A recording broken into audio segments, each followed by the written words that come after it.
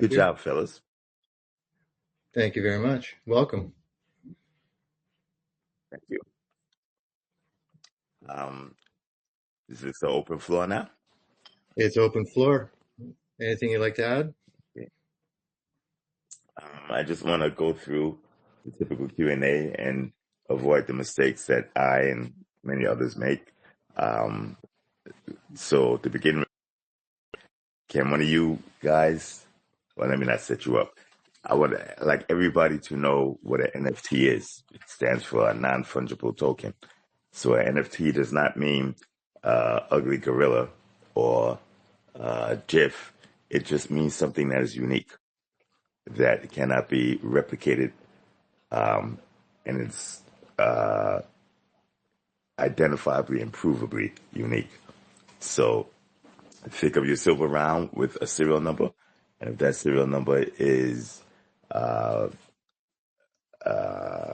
truly unique, there's only one of it in the world. So there's only one number one Veritaseum commemorative silver round. There's only one number two, one number three, etc. So that's why we chose the NFT technology. And the NFT is controlled by your private key on the Base platform. Base is a layer 2 of Ethereum, which everybody here should hopefully know what that is. But if you don't, remember, the only bad question is the one that you don't ask. So do not avoid asking the question. Chances are, if you have that question, at least somebody else has it. And likely, a lot of people have it. So just keep that in mind. Before I go on, are there any questions? Okay. So now I guess we get on to the good stuff. The initial promise was to provide a commemorative silver round with, fancy, very well designed. I think the community definitely fulfilled that. I like the way they look. I am biased, but I still like the way they look. And the physical silver round will also have an NFT attached to it, which was also one of the initial promises. And that has been fulfilled. The software was soft launched Friday, and like all software, it has usability issues and bugs. They were relatively minor. There's an update that should be out by Monday, and that should have the ability to copy and paste the secret, which allows you to register the round, the NFT for the round. So that would avoid the camera issue. The camera issue boils down to this, basically. The higher quality the camera, the easier it is for you to scan. Cameras with bigger sensors, better lens, scan with no problem. Cameras with smaller sensors or cheaper or less efficient lens make it harder to scan. This was tested initially on my software, not my software, my hardware. And I'm a nerd, so I always keep biggest and best phones. When they should have been tested on the lowest common denominator. The next series of physical rounds, tokens, or whatever will be produced will have that potential limitation in mind. And instead of trying to be fancy with high gloss background, we'll probably just frost it out so there'll be more contrast and less reflection. Meantime, there'll be a software fix. You scan it, copy out the code, and you can paste it in. When you do that, remember, you're still dealing with what is essentially a private key. When you copy and paste, that is a potential security hole. So, if you're really, really, I don't want to call it paranoid, because it's not paranoia if they're really after you. It would be good when you copy and paste, turn off your internet connection, copy, paste it, then turn it back on and hit send. And that's only, for the super security conscious. So now that we've delivered on what was advertised or promised, everything else would be bonus, giving me a freebie. And I'm doing heavy R&D on taking AI large language models and incorporating them into what was the round, which could be the NFT, depending on what you did with it. And basically, large language model was something where I was going to create what is called a quantized version, a compressed version, and embed it directly in the phone. And I was testing various phones, etc. But this technology is moving really, really fast because there's a lot of competition, and the competitors have a lot of capital, a lot of money, and a lot of smarts. And what seems cutting edge last week is obsolete this week, and is a has-been next week.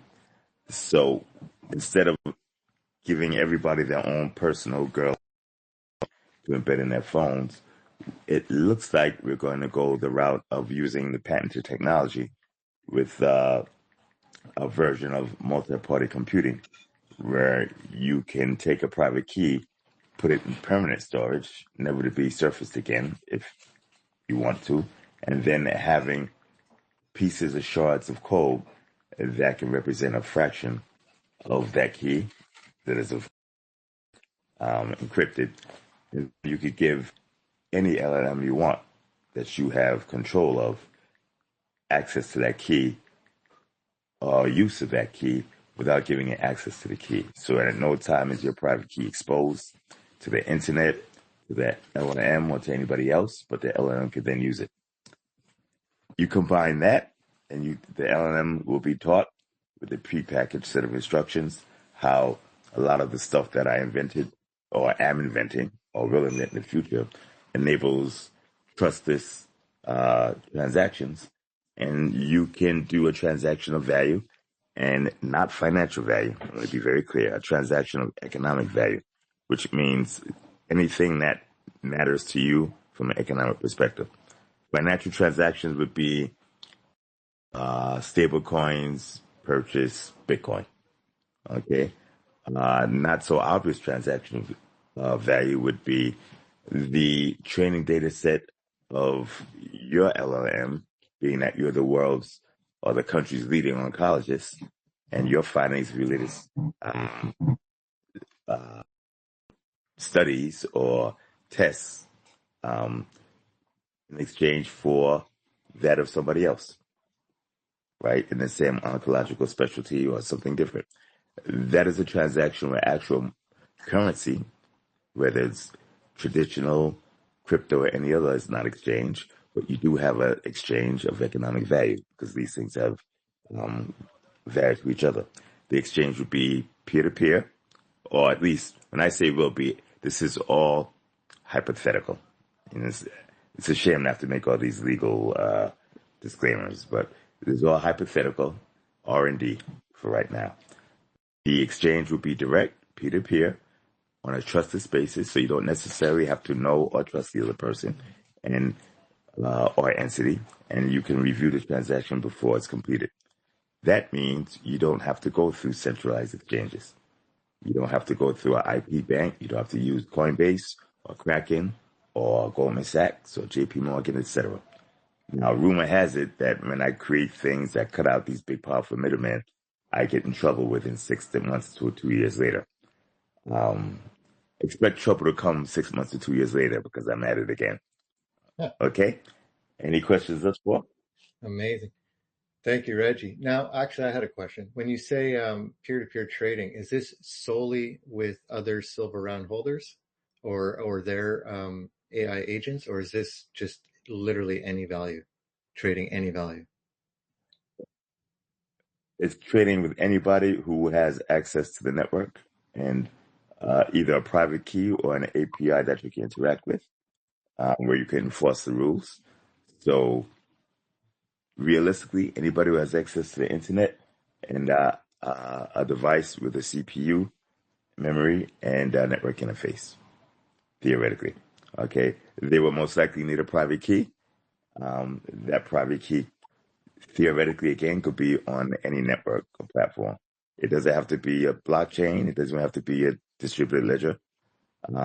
It could be JP Morgan in their centralized server, or somebody from Ripple, or somebody who made something else up that could be identified with a private key that can understand the transactions, complete incomplete transactions, and make a deal. Okay, and that's just this is my assumption and hypothesis. Again, I'm not making a statement of fact. I'm not giving you my opinion. I'm just giving you hypothetical scenarios that we've been looking at as we go through R&D. So this is not a statement on any patented claims or any patent. I'm mentioning patent numbers, blah, blah, blah, blah. I'm just telling you what I would like to see available, what I think is available, and what we're working on. Understood. Okay? Understood. So if anybody has a... And no promises, nobody's paid for this. This is me exercising my creativity and brain with the smart people who work with me. Did I get enough disclaimers out, or should I get some more out? I think you did pretty good. I think we're all clear that anything past the NFT activation, which we've just done, is all gravy at this point. So if anybody has a question... Now, if there are any questions... Yeah. Oh, go ahead. I was just going to say, if anybody has a question, throw their hand up and I'll invite you up to ask it. Okay. So the next step is a communication layer for round purchasers. Okay. And or the buyers of a round after it's sold or resold. And the ability to exercise the ideas that I've come up with. The first thing, I'm going to be an early tester, of course, because I need to be. But the first thing we're going to do is make real both agency economic computing using these software agents that act on your behalf for you intelligently. Okay, and some of the stuff is very, very powerful now. Basically, every 2 to 3 weeks, a very powerful LLM is launched. And now everybody's launching these LLMs with agency capability. Basically, an agent is just that. Like your real estate agent assists you in buying, selling a house. Your economic computing agent assists you in making economic transactions. Again, not money. As a matter of fact, the vast majority of economic transactions are probably not going to be monetary. Okay? But it also allows you to band together to do things of intelligence. I am literally besieged often with legal issues and people trying to sue because their grandmother's aunt's toenail got stubbed and it's my fault, and et cetera, et cetera. It creates the need to solve problems, real problems that affect me. So when you have a real problem, it makes the need to have a solution paramount. So I'm going to bring storm computing into play very, very early, a lot faster or sooner than I thought I would. Storm computing is, instead of having, say, Riz's agent work on buying legal fees for defending a member of the VERI DAO or the VERI DAO itself or himself or a friend, etc., and vetting a lawyer, seeing if they're capable, etc., it will team up or can team up with 33 other members of the VERI DAO, 50 members of the Veritaseum community, and 1,000 members of the crypto community, technology enthusiasts, and legal enthusiasts together. I didn't add those numbers up. Let's say it's 1,400 people and entities.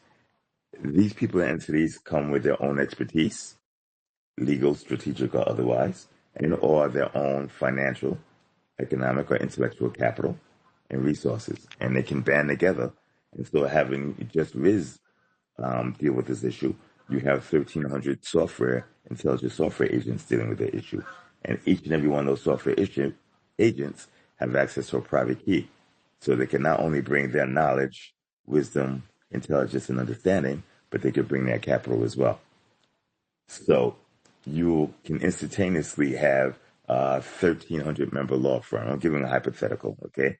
1,300 member law firm, and this 1,300 member law firm works directly for Riz, right? Solving Riz's problem, right? With its own concerted capital. That will make you the most powerful legal force that I know of. Now, there are a lot of big law firms, such as, I'm not going to name them, but, big head, small head, and white. something like that. And they 1,000, 2,000, 3,000 lawyers strong, 3,000 partners, 5,000 paralegals, associates, etc. They have a for-profit business as a partnership, which is inefficient. Uh, it's an old business entity style formation, and they work on how many cases per month? They have 40 clients they have to work on per month. Okay, with maybe 13 different conflicts of interest. You can now take all that intellectual capital and experience of 1,300 partners, and you could direct it to one problem full time, or it can replicate it because software agents can work in parallel, especially good ones. So it can take all of its resources and dedicate it to Riz's problem, and then could take the same amount of resources and dedicate it to Mark's problem. Now, how does it put 100% to two things? And because you have parallel computing, parallel processing, it's not consecutive, it's not consensual. So you can literally do two things at once with given or assuming you have the computer processing power to do it. And that's what these big silver farms are about. So, any Wow. questions yet? I was going to add, this is starting to sound a little bit like PPE, or the proof of productive effort. It also sounds like what you were talking about with Yep, Estol. yep, this is PPE for the next generation, even though the PPE white paper was written late last year or during the summer. Things are changing very, very fast. 99% of populace is not aware of it. This is forcing the inevitable uh, fusion of distributed ledger technologies and artificial intelligence. And they're a natural fit. You know, typing stuff in a chat box is interesting, productive, and cute, but it's the same as back in the early to mid 90s. I say mid 90s when the media companies, the New York Times and Wall Street Journal, wanted to take advantage of this new technology. So they took pictures of their front page and the inner pages, and they posted it as JPEGs on their website. And they were cutting edge at the time. But that's not taking advantage of the internet. That's actually taking your horse and buggy and strapping a turbo booster on the horse's leg. Hmm. You're not really taking advantage of the technology. So we are going to take advantage of it. And we're starting through the silver rounds because the silver rounds are tangible. Okay. They're pretty, in my opinion, but I'm biased. And they're housing what I think is very, very functional technology. I want to take this and run with it. There's so many things that could be done. Okay. And now that traditional finance and the tradition and industrial 500, 1,000, 2,000, the global 3,000 are getting into this crypto thing, and AI is becoming popular. I want to show everybody how I see the world, and it's a place that will have a much more egalitarian bent. If you're more capable than somebody else intellectually, you can force it through, and you can bypass many barriers that were heretofore impenetrable, such as, and I hate to say it because it exists in the U.S. just like it does in Asia, caste and class systems, family names, family reach, cultural norms or lack thereof, etc. This is much more of a Darwinian survival of the fittest environment. So let me, but hey, it's Labor Day weekend. Oh, Memorial Day weekend. I'm sorry. I stand corrected. It's Saturday. How about that? Okay. There's no questions from the audience for all the stuff I said. I mean, that was definitely a mouthful. I think I just, kind of blew my mind a little bit here. So Reggie, if we want to start preparing to build up our own individual swarm capability, and we get one agent per round, seems it would behoove us to accumulate more rounds so that we would have more capability for swarming. I can't really say that. Number one, I don't have the capital or the intellectual horsepower in general to produce my own LLMs. It's a very labor intensive thing. Companies have raised a lot of capital falling behind on this. Basically, if you're not Google, Meta, OpenAI, or maybe XAI, you're not going to be able to do chatbot style LLMs. Even Anthropic, which is very, very well funded, has pulled out of the race. But remember, and I'm going to get into more esoteric things now, the chatbot style LLMs are a year outside of being obsolete. Okay, it's what everybody's used to doing. That's why they do it. But the interface between a human being and the internet or a database or API will very soon no longer be a glowing screen, a keyboard, a touchpad, or a mouse. It's going to be most likely your master agent. Your master agent is, as we're discussing, these software helper bots. Will interface with you in a more natural language instead of looking at a screen. It will be able to talk to you. It will know your habits, it know what you want, your likes, dislikes, because it will be absorbing data rapidly in real time. It will have its own lenses so it can see the world. So instead of having videos, it will see real life. Google's already reduced, I think, the second or third generation of this. It's called a multimodal interface, multimodal inputs, where the LLM or the AI can recognize pictures, text, and videos. I would imagine they will soon be able to do olfactory recognition, so it can even do smells. And it can input this and output it. Combine that, right, a strong agent and a very efficient, very low cost, very efficient and very low cost, a very efficient and very low cost transmission system, which would be the DLT, and you have eliminated the need to look for a screen.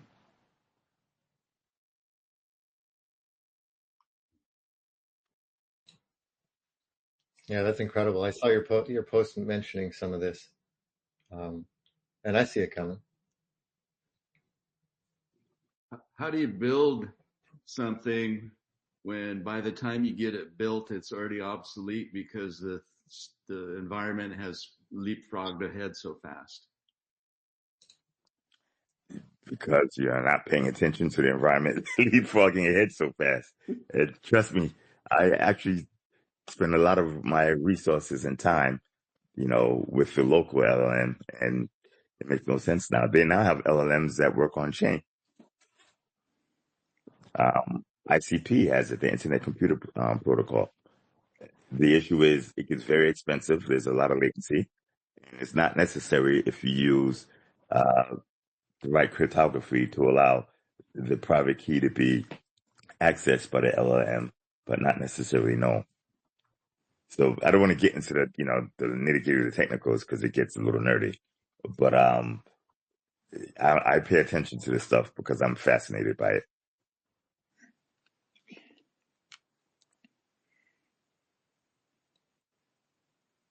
Nice. Go ahead, Jerome, if you had a question. Yeah, first of all, congratulations to the team. Congratulations, Reggie. You've talked about obsolescence and the rapidly evolving space with the AI technology. It would seem to suggest that if we're looking forward, we might want to think in terms of phones that are ready to accommodate any future growth. Can you talk a little bit about how we might optimize what's being developed relative to the phones that we have or that we use?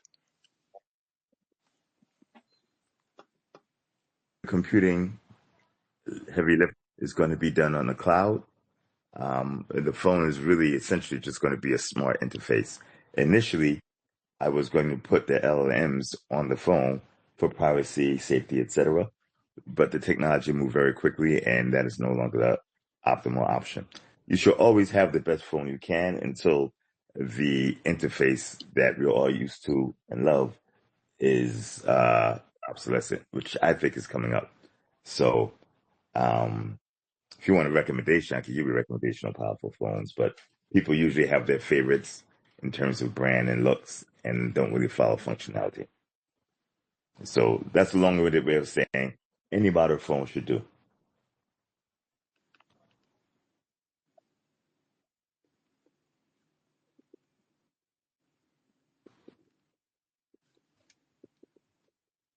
Thank Any you. other questions? You mentioned phone. Is this also, and I think I brought this up before, is this also going to be available on like a personal computer or laptop? It doesn't Yeah, necessarily need to be. it's anywhere you can access, um, basically where you can access an LLM, you should better use it.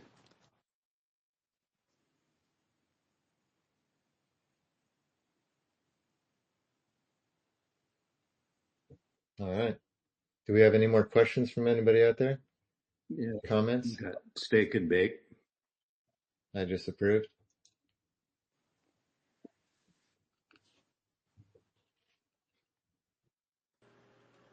I would have thought there'd be a lot more questions. I'm all excited. Goes to show how nerdy I am compared to everybody else.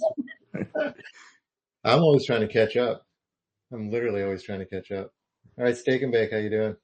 Good. I'm just a token holder, and I just activated my silver round yesterday. I had an old phone, and I did have to kind of find the right light for it to work, and it worked, and it cost, I think, 22 cents to activate it. But I'm just thinking, I'm not speaking for Reggie or Veritaseum, but I'm thinking anybody that is coming after the Veritaseum holders and silver round holders better watch out, because they are going to have a swarm coming after them. Ah, For people, that's what I'm getting out of this. very cool. I won't touch that. And you shouldn't. But I think there's going to be 6,500 swarms out there coming. I think so. Well, I plan on being a whole lot more than that, but those are my plans and the best laid plans.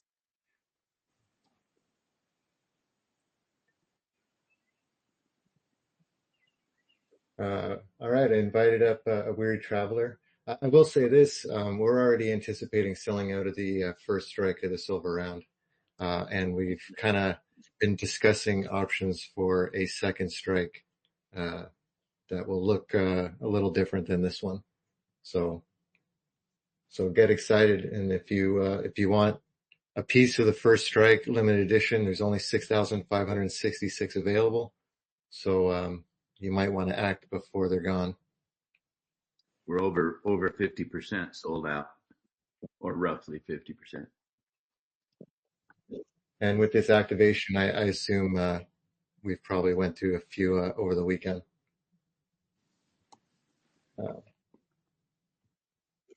Anybody else have a question? A weary traveler, how you doing? Good. How you doing? Good, thank you. Coming in clear here? You're good? All right. I just wanted to start saying thanks to Reggie and the team. Smart Metal, it's it's well engineered and it's a forward-looking concept. It's pretty cool. The integration of physical collateral, programmable patent aligned smart contract, pretty wild.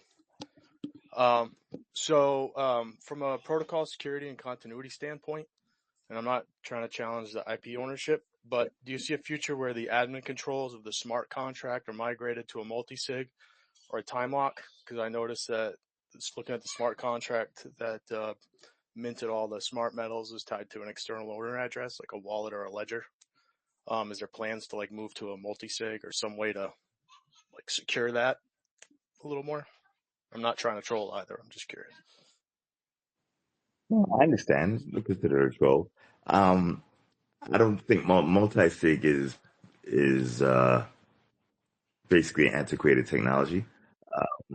We'll give it some thought. There are pluses and minuses to it. So it's not as if this is a better way of doing it. It's more of a different way of doing it, and you're just shifting the risk reward calculus.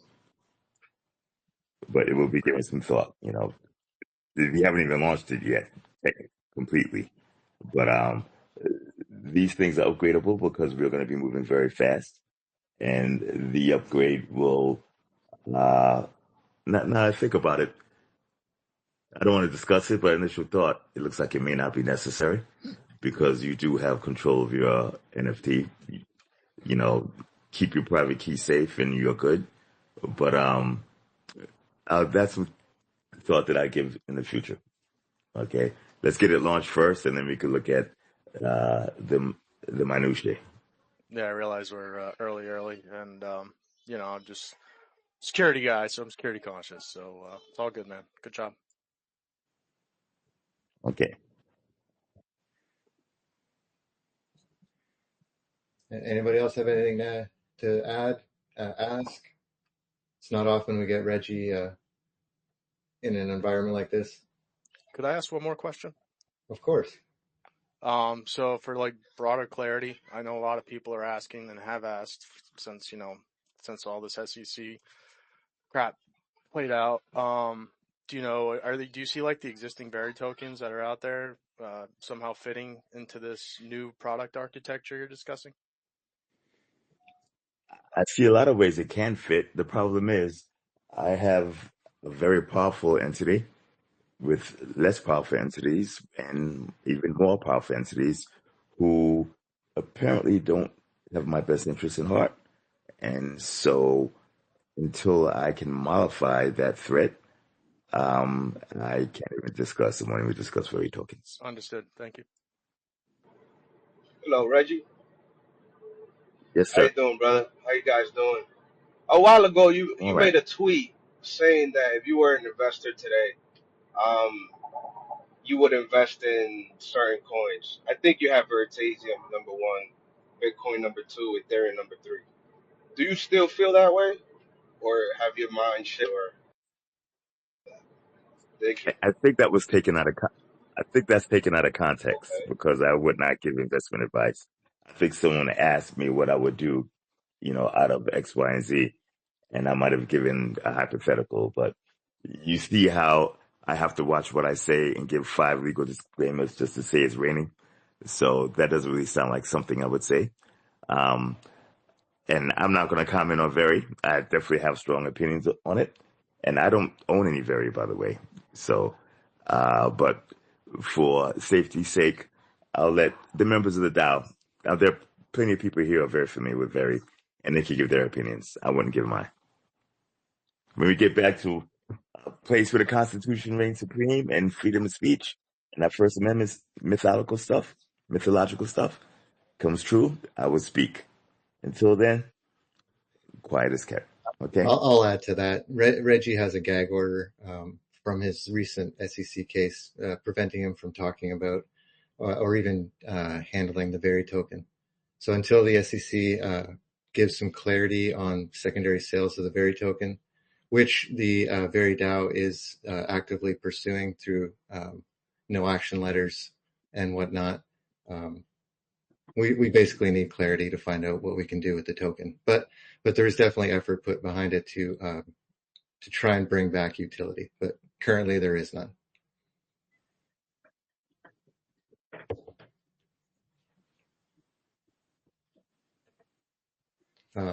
Okay, do we have any other questions from anybody?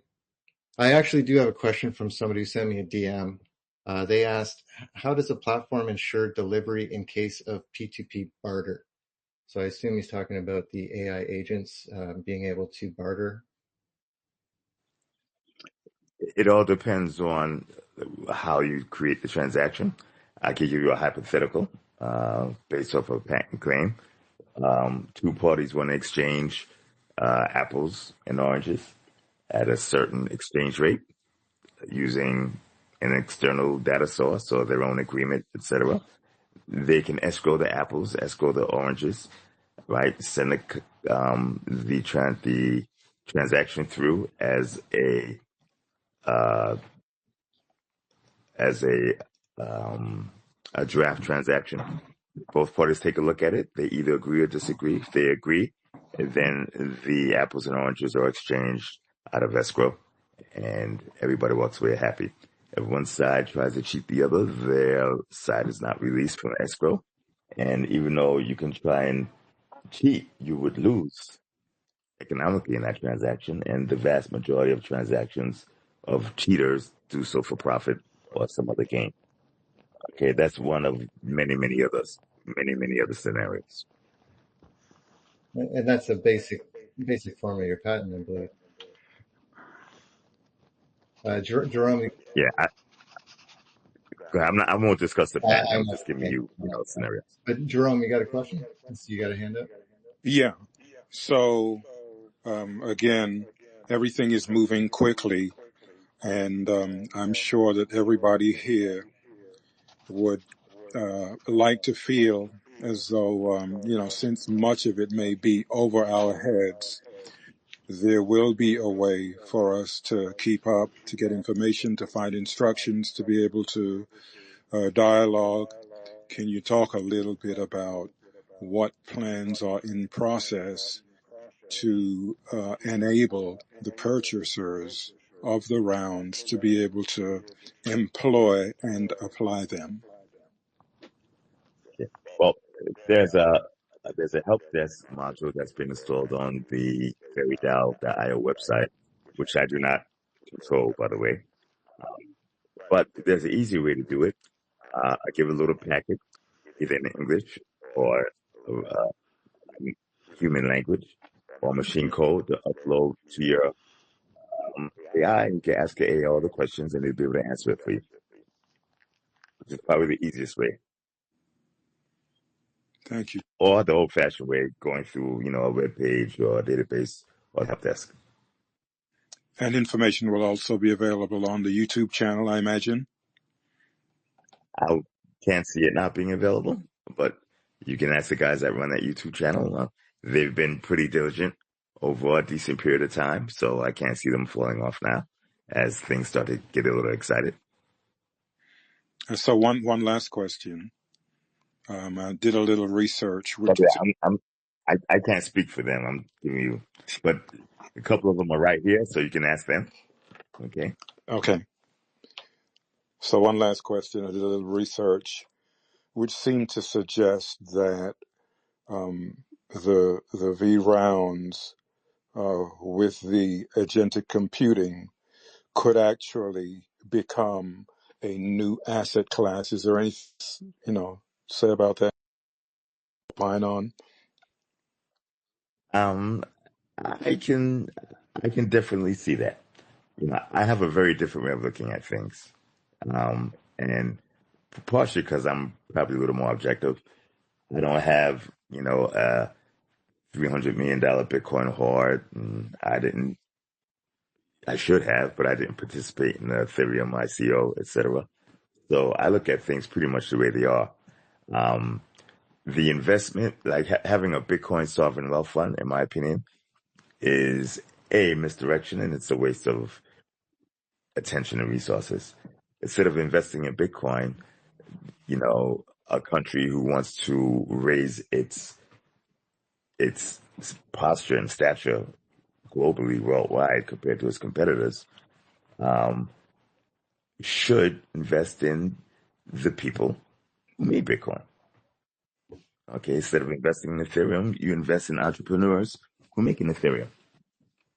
So what I'm creating is a platform and not a token that amplifies your capabilities to transact, amplifies your intellect and intelligence, and amplifies and congregate and concentrates your knowledge. And then people become skilled in this platform and they become worth more. So the platform won't be an asset. It may be an asset class, but remember, if it becomes an asset class, that's because those entities who get paid for financializing things and then selling it, or for selling the transaction activity of these things make it an asset class. But the true asset in the true asset class has always been the entrepreneur, the professional, the risk taker, or the prudent risk taker. That has always been the true asset class. I'm just making a platform available where they can shine. Is that did you understand? Did I misdirect or did I answer your question completely? No, you did, but you just opened up a whole another array of questions. One being, is if it's something you want to opine on, the Genius Act seems to have opened the door to patent infringement, and based on what I've seen, while Congress and the Senate can go ahead and pass the act, the individual companies or entities will be responsible for doing their due diligence, and if they don't, then they leave themselves open to legal action. It sounds a lot more like a statement than a question. That's But why I ended with opine. so, well, if someone had a patent that covered this material, anybody who is practicing that patent or that patent's claims are infringing anyway. And I'm not a patent attorney. I'm not a lawyer. I'm not a software engineer. I'm not smart like all these other guys on X and Reddit and Telegram. I'm just a dad, literally. And I'm a dad who's almost put out of business because my kids are just about grown. So I'm barely that anymore. But assuming I'm correct, they're infringing anyway. What the Genius Act may do is regulation creates more certainty creates less risk, and less risk creates more investment. And so you will probably see traditional institutions flood into this space. I already see JP Morgan, Citibank, Goldman, etc., saying they're getting together to make their own stablecoin. If you don't check to see if you own the stuff that you're selling, you did it to yourself. Think of any other industry. Could you imagine Intel saying, hey, we're going to sell this new chip? It doesn't really matter who owns the chip. I know we don't own it because we didn't make it, but it's open source because someone said it was open source. It being open source has nothing to do with who owns it or not. Right. And now it has something to do with whether it's given away for free or not in the licensure. But if you open source stolen property, all you have is open source stolen property. It's not automatically unstolen because you open source it. From the non-lawyer guy. Yeah, thanks for that. Yep. I'll add a quick little. I think the Genius Act should include freedom to operate if they're going to include that, so that they know who owns the IP they're using. Yeah, that would be very helpful.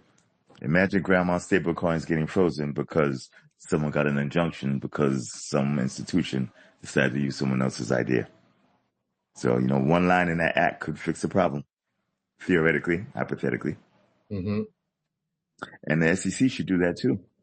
Don't give out licenses. Don't give out, don't allow people to sell stock on exchanges or give out licenses for any activity if you don't own what it is you're selling.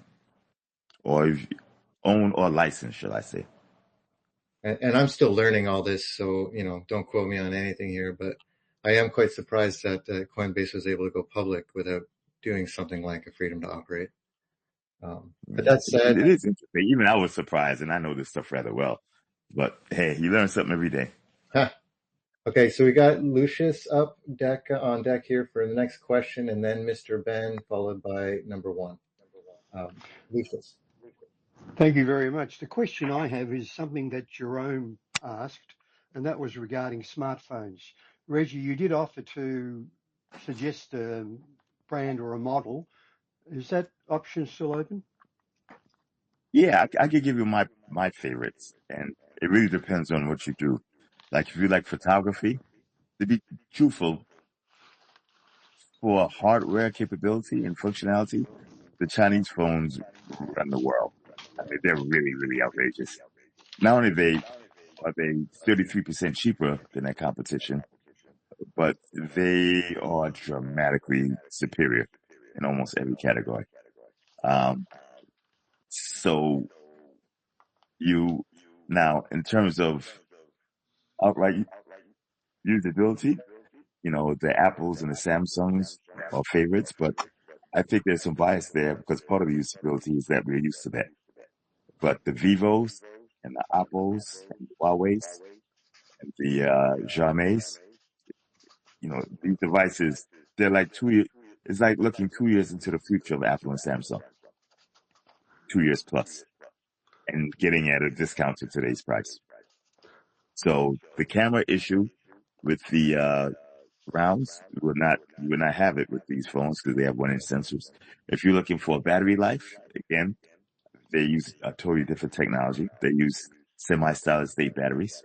So that these have 20% more capacity than the phones. They last materially longer. And they charge from 0 to 100 in maybe 30 minutes. They last 4 or 5 days. So there's just a lot. There's a reason why the Chinese are technologically advanced, but they're not that much more advanced. But remember, in the capitalistic society, things follow profit, not necessarily functionality. So when you have a duopoly, which may be a triopoly if you add Google in, but that's an if, there's not much competition. So they don't have to advance very far. People are going to buy iPhones simply because it's an Apple. It doesn't matter that it takes bad pictures, or the battery doesn't last long, et cetera, et cetera. Same thing with Samsung. Samsung just started getting competition in foldable phones about 1.5 years ago. So they have 4 years of no competition. Why should you make a better phone? You're killing your own profits. But with that being said, the well-known Chinese brands are good to go. Some of them are sold globally. Most of them are not sold in the U.S. Huawei was sold here. It was a drastically superior device, and it was banned for geopolitical reasons. And I definitely understand it because they would have wiped Apple out, except for those who buy Apple simply because it's an Apple. So there's a lot to talk about there, but I'm a nerd, so I'll follow this stuff. Great. Thanks very a lot much, of Reggie. pictures. Thank you, Reggie. Okay. All right, Mr. Ben, if you have a question. Yeah, I do. Firstly, thanks, Reggie. The silver rounds are beautiful. They're just fantastic. Thank you. What I found quite interesting is that you have a digitalized, it's printed on a commodity, so it's kind of like a digitalized commodity already. So I find that really fascinating. But that being said, have any future thoughts of maybe working with like N-Chain or working with the BSV network? Anybody who wants to work with me who is nice, I'm open. Yeah. I have a very low bar. Just don't be a jerk, basically, I think it's a very low bar. I've heard that N-Chain's chief patent officer was looking to meet up. I'm very open. N-Chain has a lot of IP. A lot. As a matter of fact, that's pretty much all they do is invent things and patent it. And so I did and by the way, I don't own BSV. And even if I did, BSV does not give me an equity claim on anything. It's just a token. I don't know N-Chain. I have no relationship with Craig Wright other than a couple of tweets we passed back and forth, maybe 1 or 2 DMs, and the same with the other companies. But I did what was it? Either YouTube video or X Live. Oh, it was a couple of X posts where I found 9 patents that were read on by Bitcoin, meaning Bitcoin, in an opinion of just a dad, not a smart person like everybody else, probably infringes. Out of the 9 patents, I picked the second weakest, which was an N-Chain patent, and it covered Bitcoin mining software from the Bitcoin distribution, core distribution. And it looks like it fits. Now, a lot of people were, nitpicking on, oh, you didn't quote the code correctly, etc. And I challenge them. You find a Bitcoin code you think is appropriate, you plug it into the patent claims to see if it fits. It looks like there's straight infringement. Now, whether the patent can last and defeat validity challenges is a different story. But as of right now, there's an existing patent, and it looks like the Bitcoin mining fits in it. That's just an example of how many landmines are present in the patent space, because in the beginning, the people who got into this business, when I got in, they weren't thinking in terms of a business. They were thinking in terms of, hey, there's free software, there's open source. Let's use it to build something. Okay. Just because it's free doesn't mean it doesn't cost anything.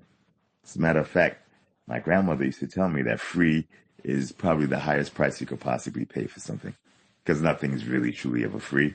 The price is just hidden. The cost is just hidden. And listen to grandma. Bless her soul. Yeah, no such thing as a free lunch.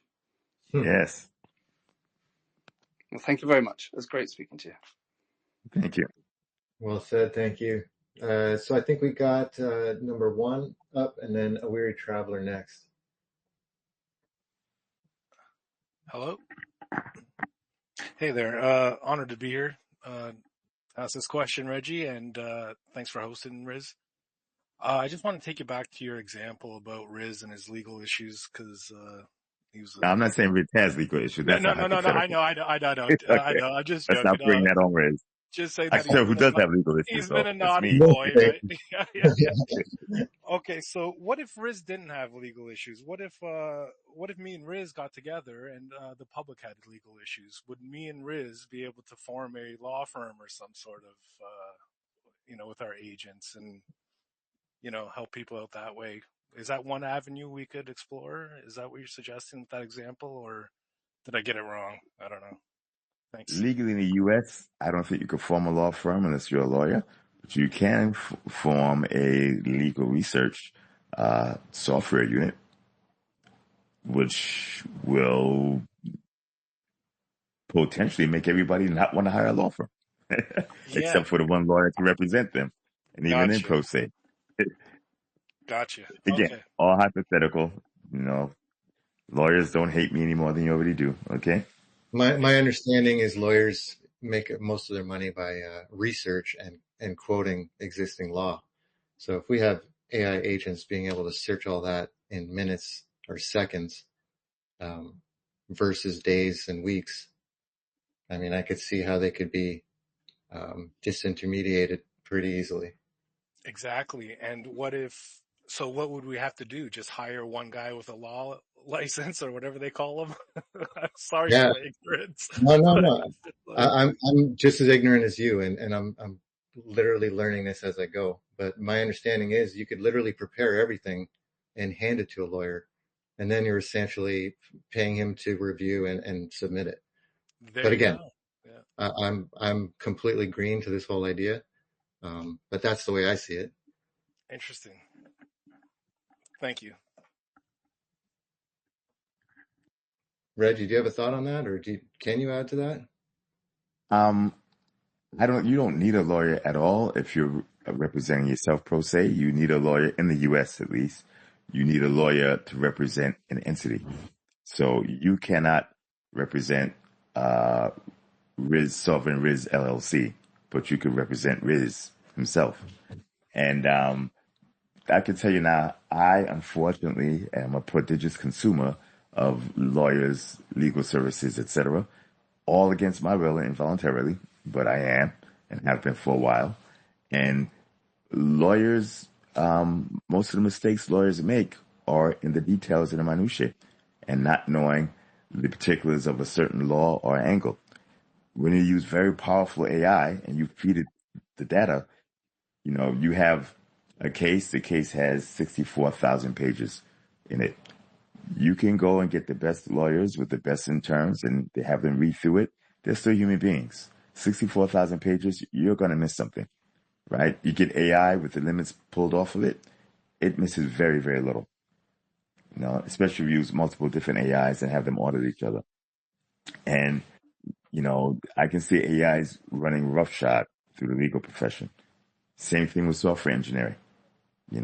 I'm actually replacing more than one development outfit. A, they weren't very good. Okay, A. And B, the AI is very good. And it's a lot cheaper. It doesn't make excuses. So a lot of knowledge worker jobs and white collar jobs are going to disappear, and they're going to disappear a lot faster than working class blue collar jobs. So if your political bent is to push all of the immigrants out, well, a lot of the white collar jobs are immigrants, where their math is very, very strong in high school and college. And a lot of the working class jobs, blue collar jobs, are also immigrant.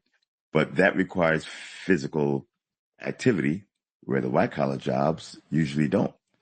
And so AI is going to wipe that white collar knowledge worker if you're not very, very good at what you do, and if you don't adopt the technology and instead you fight it, you are obsolescing yourself. I recommend all doctors, lawyers, software engineers, and knowledge workers stop talking trash about AI and learn AI. That's like talking trash about computers. If you refuse to accept the computational paradigm shift, you are obsolescing yourself.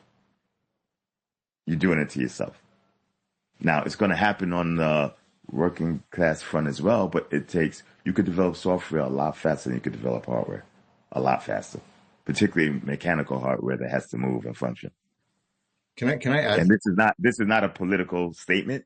This is factual statement. This is a 1 + 1 = 2. More math than political. Okay. Can I add to that? And thank you. I have to assume that the smarter the prompter or the person using the AI, the smarter or the best results you'll get out of the AI. Am I right in saying that? Like some That's right. Lawyers and doctors, if they were to, use their knowledge and lean on AI to better their knowledge, they would just get better exponentially. Learn it. AI is a calculator. It's just a very, very advanced calculator. So I can give a PhD mathematician a calculator, and I could give a singer in 9th grade, assuming she's not a math whiz, so we'll make that assumption, a calculator. One is going to get a much better output than the other, and they're given the exact same device. It's just a matter of what you put into it. And that's what AI is. And my apologies to all the mathematically inclined singers in 9th grade, okay? Sorry, All right. Can I ask one more question? Is that Of course. Of course. Okay, so going back to like the legal issues and stuff and whatever, that's one avenue maybe the agents can handle. What are the other ones? Like, are there any other examples that we could get of, or actually more specifically, like where would these agents get their knowledge from? Like, how would you specify, like, say we wanted a law firm one with Veritaseum agents going around, and then you wanted to switch it out to something else or whatever. Like, how would you get that knowledge? Is it from the community or is it just from, I don't know. I'll let you handle that. Thank you. That's an interesting question, and it ties into what Riz brought up, that, certain people would be better at prompting AI than others. AI, the big push now in LLMs is not only to make the LLM smarter, but to give them memory at the cloud level. So it learns you. So the more you use it, the more it learns. And if you happen to be the top frontal lobe oncologist, if there is such a thing, in the United States or in the world, and you use your AI for research and problem solving often, daily, the metadata, the saved context and knowledge in that AI, LLM, is worth a fortune to many, many people. Now, imagine you get his top 600 competitors worldwide. That is worth a fortune.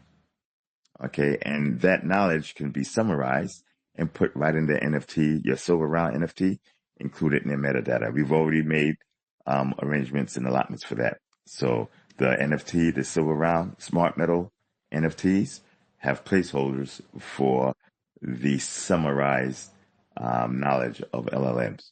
And so when you say if someone's looking for a frontal lobe oncologist who might know what they're doing, they can shop around the summarized memory of X, Y, and Z.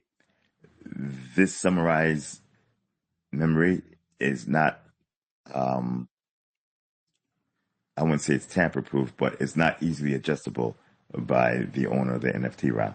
So they can't do false advertising, or it'd be very difficult for them to do it unless they're very, very strong at programming. And if they are, then, you have an expertise. You should use it for something besides trying to fake being an oncologist of the brain. But, that's one way where you can see whose expertise is what, and you can go and transact with it. So you get your star software engineer, you star blockchain developer, you star oncologist, you get your star pediatrician. You could get a singer who's made 15 platinum hits over the last 6 years, et cetera, et cetera. So when I remember I said that these are transactions of economic value, and everybody, especially if you're from New York, Wall Street, stocks, bonds, crypto. No, economic value. When you start trading expertise, then you start trading for real. And you don't even have to go through the middleman for barter, which is currency. You don't have to go through the US dollar. I'd have to take my oncological expertise, go into US dollar, and then from the US dollar, go into my pediatric experience. You could trade oncological expertise directly for pediatric experience. And on, I could talk for a long time, but yeah, that's amazing, man. Yeah, you're trading skills basically. Yeah, that's the old school first. barter. Yeah, Yeah, that's old school amazing. barter That's amazing. Yeah, awesome. at the Thank speed you. of That's the blockchain. yeah, great. Thank you. Thank you very much. Thank you, Juan. And a weary traveler, I think you had another question. It's me again. Thanks.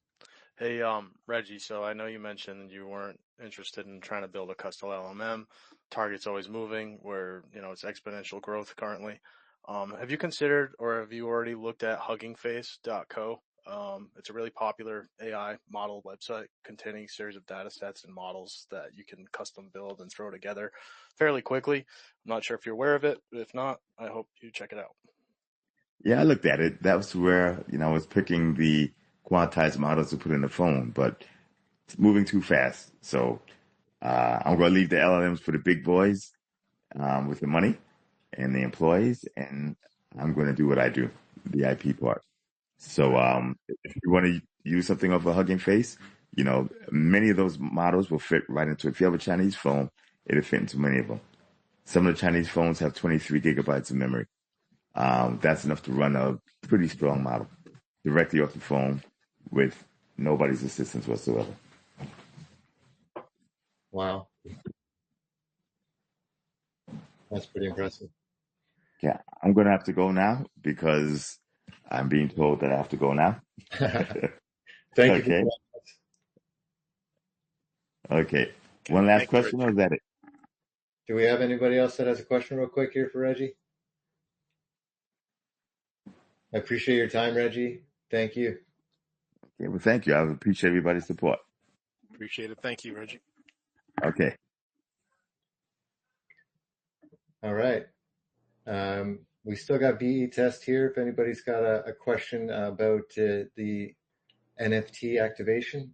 And again, if you're having problems, we are going to make another video. I think there's an update coming out on Monday, Reggie said. So we're going to be creating another video walkthrough to sort out any issues with scanning the barcode on the back. Aside from that, if you have any other issues, there is a support page that we just started. You can find it at the top of veridao.io, which is also the place where you can buy the silver round if you're interested. And Quantum Metals will also have a support page if you're having any issues. Jerome, you have something to say? Yeah, Riz, I'm just wondering if you might say a word about how purchasing the silver rounds is helping to safeguard the patents and to provide for the ability to take action when it becomes necessary? Yeah, I appreciate you bringing that up. Yes. So basically, some people are concerned about the spot price of the silver that we're selling here. Obviously, there's a premium with the NFT, but also proceeds go to helping fund Reggie's legal defense, and hopefully soon the VERI DAO, so we can create more products like this. So I hope I addressed what you mentioned there. If you want to add anything, please do. No, it's just that we do need to be mindful that this is for a cause, and that all of us ultimately, benefit by our participation. 100%. This is a 100% community effort. This is all volunteer. I'm pretty proud to be working alongside some pretty amazing people. To be able to create something like this is just mind blowing. So yeah, thank you all involved. Thank you for all your support. Looking forward to building on this and creating more interesting products. Like I said, we're almost over half sold out, and with the new activation of the NFT and the potential of AI agents coming online, we could sell out of these pretty quickly. So we are looking at a second strike, but some collectors might want a piece of the first strike, and if you do, you should act soon. And again, that's available on veridao.io. That link will take you to Quantum Metals, who is currently the only licensed dealer of the VERI SmartMetal Rounds.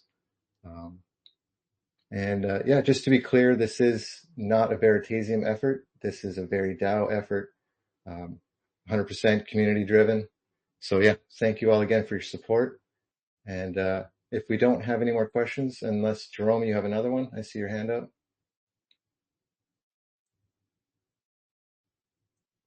All right, I think I just forgot to take it down. It's down. no problem. So I guess we're going to wrap it up here.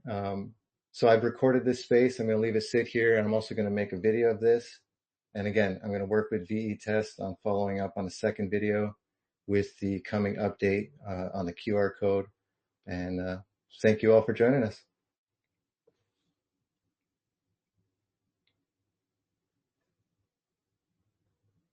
All right, till next time. You know what? Maybe VE Test and I should be doing more of these spaces.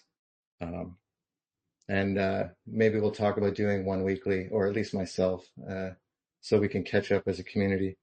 But yeah, thank you again for joining us, and I'm going to end it here.